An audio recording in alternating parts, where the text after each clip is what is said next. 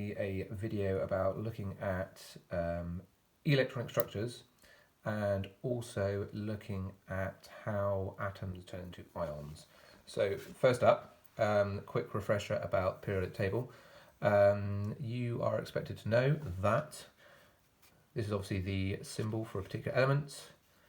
The bottom number is the number of protons in the nucleus and also the number of electrons. Top number is the mass number, and that will tell you that if you do 9 take away 4, that will give you the number of neutrons in the nucleus. So this stuff here, beryllium, would have 4 protons, 4 electrons and 5 neutrons. Other things you can get from the periodic table: the group number across the top tells you the number of electrons in the outer shell, so everything in group 2, beryllium, magnesium, calcium, etc., will have 2 electrons on the outer shell. Everything in group 1 will have 1 electron on the outer shell, 3, 4, 5, 6, etc. That's important because the number of outer electrons defines the reactivity of an atom. Other things, the period number, so the periods of the rows, tells you the number of electron shells. So the number of electrons that go in the shell. So the first period, here we go, and you've got 2 things, hydrogen, helium. So there are 2 electrons that go in the first shell. Second period, 1, 2, 3, 4, 5, 6, 7, 8. So there's 8 electrons go in the second shell. Third period, 1, 2, 3, 4, 5, 6, 7, 8. There are 8 electrons that go in the third shell. The final thing, before we have a look at some examples, would be that you are expected to know that when atoms have a full outer shell of electrons, so if that's the first shell, it would be 2. If that was the second, it would be 8. If that was the third, it would be 8. When they have a full shell of electrons, then they are stable. Basically, what that means is they will not react further. And atoms, if you like, want to get a full shell of electrons. So if you think about what that means the group which has a full shell of electrons already, that's these characters, the noble gases, these are really, really unreactive, okay, because they already have a full shell. Right, let's have a look at some actual electronic structures then. Here's my bit of paper. So first up, let's do something relatively simple. Let's have a look at lithium. So lithium has 3 electrons. There are 2 shells, because it's in period number 2, right, and there is 1 on the outside. So if you were going to draw the electronic structure of lithium, it would look something like this. First shell, 2 electrons. Second shell, 1 electron. Right, so 3 in total. Remember, this was our symbol for lithium.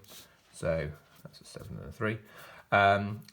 So the electronic structure of lithium, the language you say, the electronic structure, that's what we're talking about here, would be 2, 1. Okay, so we've got 2 electrons in the first shell and then 1 on the second shell. Similarly, if we took something like, I don't know, fluorine. So fluorine has got that symbol, and that tells you that there are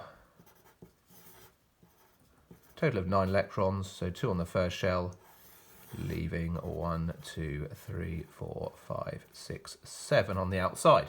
And if you check your periodic table, you will spot that fluorine is in group 7.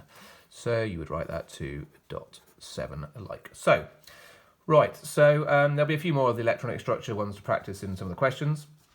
But essentially, most of you were pointing out that it wasn't the electronic structures, it was the ions, this business of something called an ion.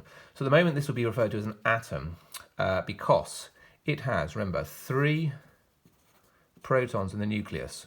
Protons are positively charged. It has 3 electrons in the shells. Electrons are negatively charged. So overall, they would cancel each other out. So it would have no charge. Same over here. Fluorine would have 9 protons, 9 positives.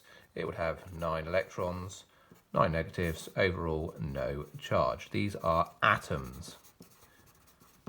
Right, they are electronically neutral. Now, an ion, I-O-N, an ion is what is formed when atoms gain or lose electrons. All right, so it's when they gain or lose electrons. Now, why would they do that? Well, if you remember a little while ago, I said that atoms want to get a full outer shell to be stable. So if you have a look here, this lithium does not have a full outer shell. It's got 1 on the outer shell. Remember, that shell needs 8. This one, again, not a full outer shell. It's got 7. So you can probably guess what happens when these two things get together. In actual fact, what happens is that electron there transfers to the fluorine, and if you think about what that means, that will mean that this one will have a full outer shell, and so will this one. So let's just have a quick little check. So the lithium, here it is. It's got those 2 electrons. So it would have electronic structure of just 2. All right, but now it's still got 3 protons in the nucleus. But now only 2 electrons. So overall now you can see that there's 3 pluses and 2 minuses. This thing overall will have a +1 charge, and this is referred to an ion. So you might well see the electronic structure drawn like this as well, with a little +1 next to it. So it is an ion. Likewise, look at the fluorine. There's your 2 electrons there. Oh, 1, 2, 3, 4, 5, 6, 7. So that's the atom. Now, if there's an extra one being transferred, there it is. Right, then to 8. We've still got 9 protons. We've now got 10 electrons.